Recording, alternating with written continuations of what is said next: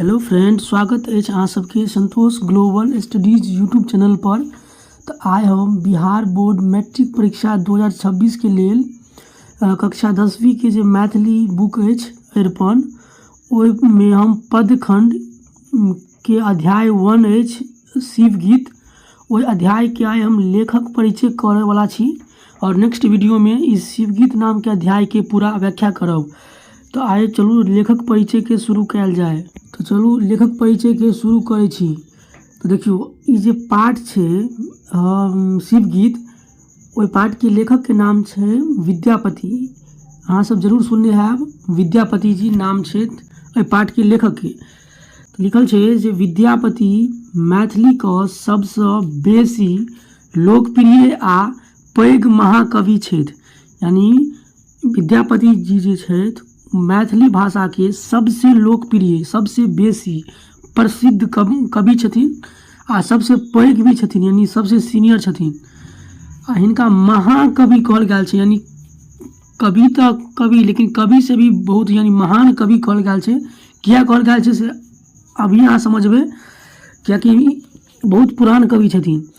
हिनक जन्म मधुबनी जिलाक बिस्फी गाम में 1350 ईस्वी में भेल छल। हिनका जो जन्म भेले रहे मधुबनी जिला के, बिहार के जो मधुबनी जिला है वो मधुबनी जिला के बिस्फी नामक गाम में भेले आ 1350 ईस्वी में।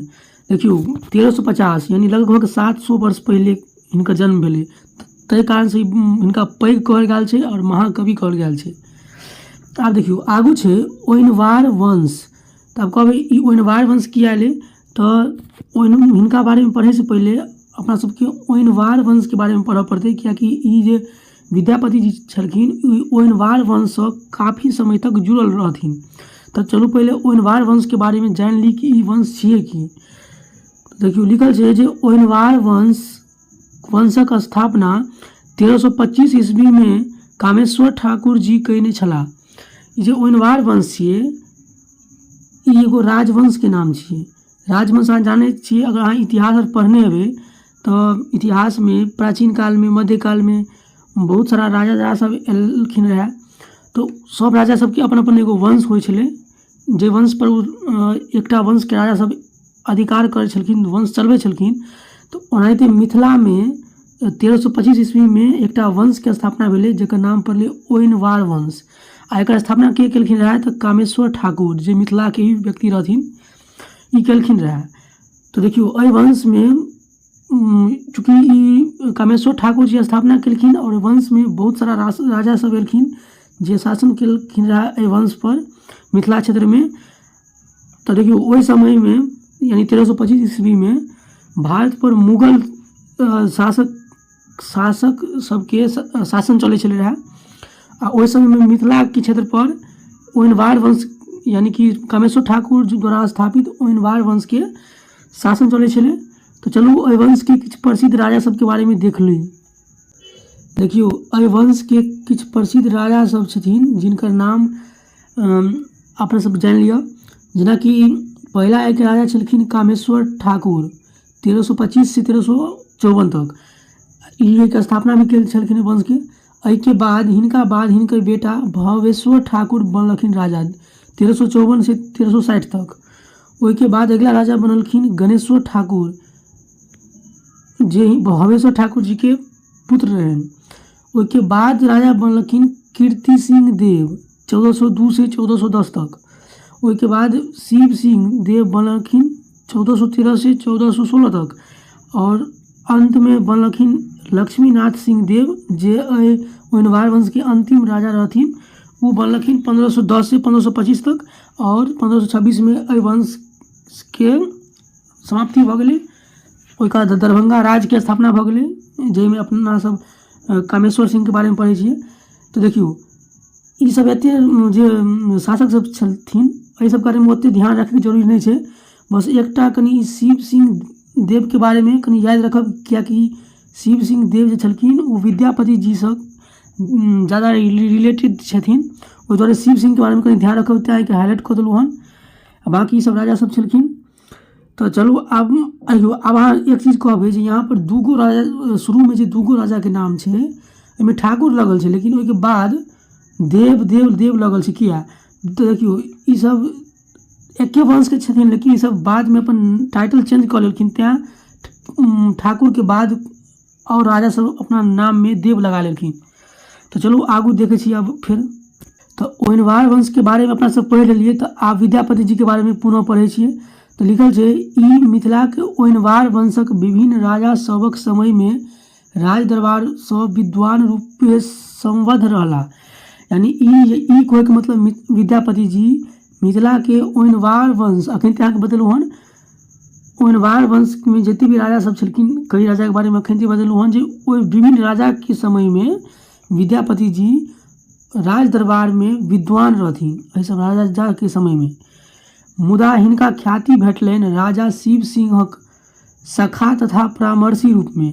देखियो ओना तो ई विद्यापति जी ओहिनवार वंश के विभिन्न राजा सबके समय में विद्वान रहथिन, मुदा हिनका सबसे बेसी प्रसिद्धि ख्याति मतलब भेले प्रसिद्ध बनाई, फेमस भेलखिन कब, तो जब राजा शिव सिंह जब ओहिनवार वंश पर शासन करे छलखिन ओहि समय में ई प्रसिद्ध भेलखिन। कियाकि शिव सिंह जे छलखिन राजा उ विद्यापति जी के मित्र भी छलखिन, यानी कि सखा यानी कि मित्र छलखिन, और उनका सलाहकार भी छलखिन, यानी परामर्श यानी सलाह दै छलखिन विद्यापति जी शिव सिंह के। तो ताहि कारण से विद्यापति ज़्यादा फेमस भेलखिन राजा शिव सिंह के समय में। आगू छै विद्यापति 3 भाषा में रचना कयने छथि, संस्कृत, अवहट और मैथिली। विद्यापति जी जे रचना कयने छथिन यानी जे भी चीज़ लिखने छथिन, कहानी, कविता या गीत या जे भी चीज़ होय, वो 3टा भाषा में, संस्कृत में, अवहट में और मैथिली में। संस्कृत में हिनक लगभग 1 दर्जन पोथी उपलब्ध अछि।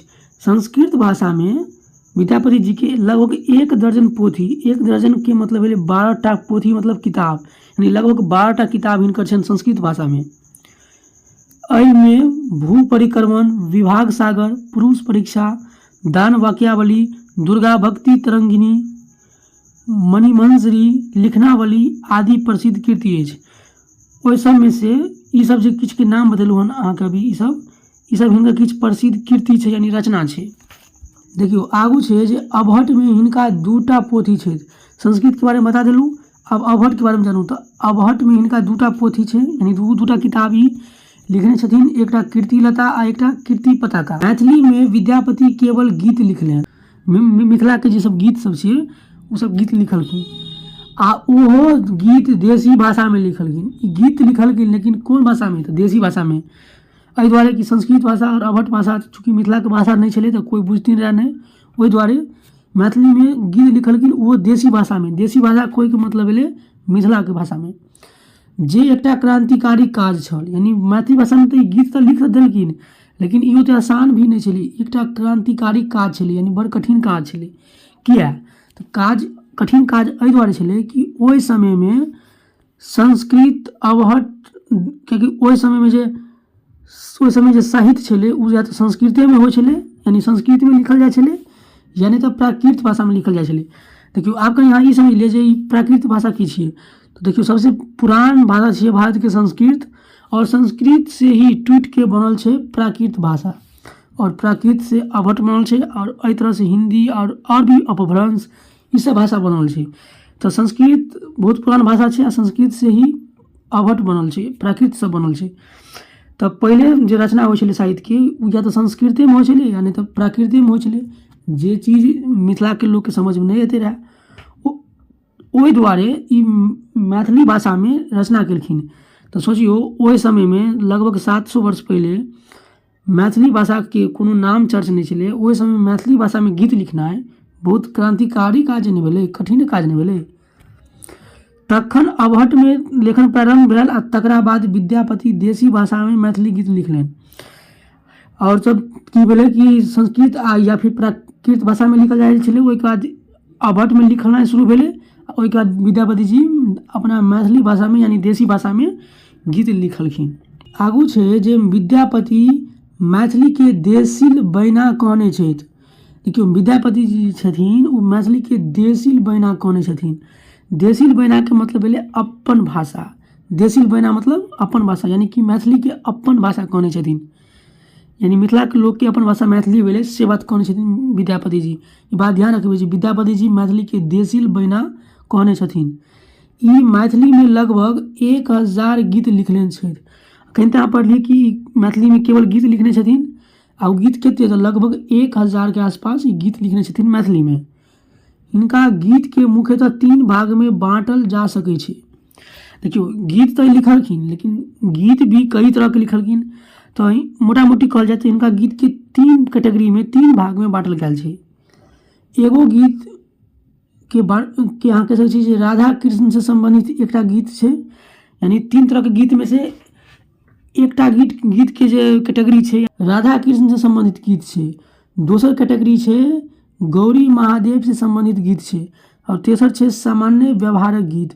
तो देखियो राधा कृष्ण से संबंधित गीत के मतलब है राधा और कृष्ण जी से संबंधित जो भी गीत हुए वो गीत। दूसरा गीत से गौरी महादेव से, यानी कि भोला बाबा और महादेव जी छथिन, भोला बाबा या पार्वती जी छथिन गौरी, उनका से संबंधित गीत लिखने छथिन। और तीसरा गीत के श्रेणी छै सामान्य गीत जे मिथिला में गायल जाइ छै।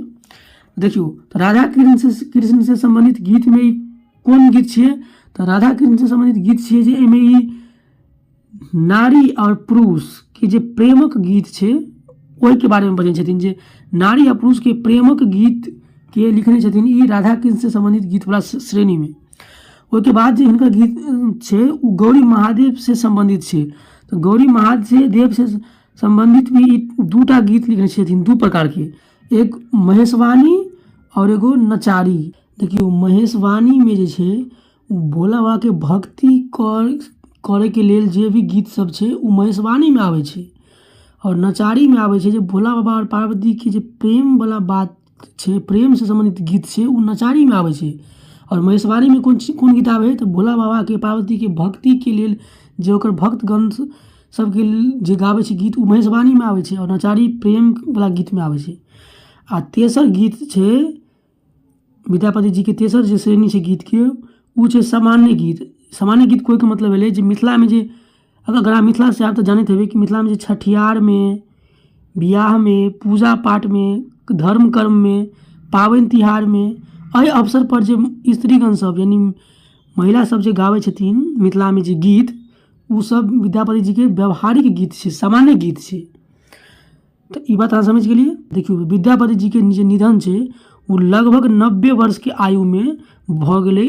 कहिया तो 1440 ईस्वी में हिनकर निधन भ गेलै। अब देखियो यहाँ पर लगभग एहि दुआरे लागल छै कि चूँकि बहुत पुराना लेखक छथिन तो ओहि दुआरे हिनकर मृत्यु के बारे में ओते जानकारी क्लियर नहीं छै जे इएह ईस्वी है, ताहि दुआरे लिखल छै लगभग 90 वर्ष के आयु में यानी 1440 में हिनकर निधन भ गेलै। तो एहि तरह से विद्यापति जी के लेखक परिचय आय पूरा भ गेल। अगर अहाँके वीडियो अच्छा लागल है तो अहाँ चैनल के सब्सक्राइब कर लेब, दोस्त में भी शेयर कर देबै और अच्छा से तैयारी करब। और अगर अहाँ चाहे छी जे ई पहिलू से PDF फ्री में मिलत, अहाँ वीडियो के डिस्क्रिप्शन में टेलीग्राम चैनल के लिंक दिया गया है, वही से जुड़ जाओ और फ्री में नोट्स प्राप्त करूँ।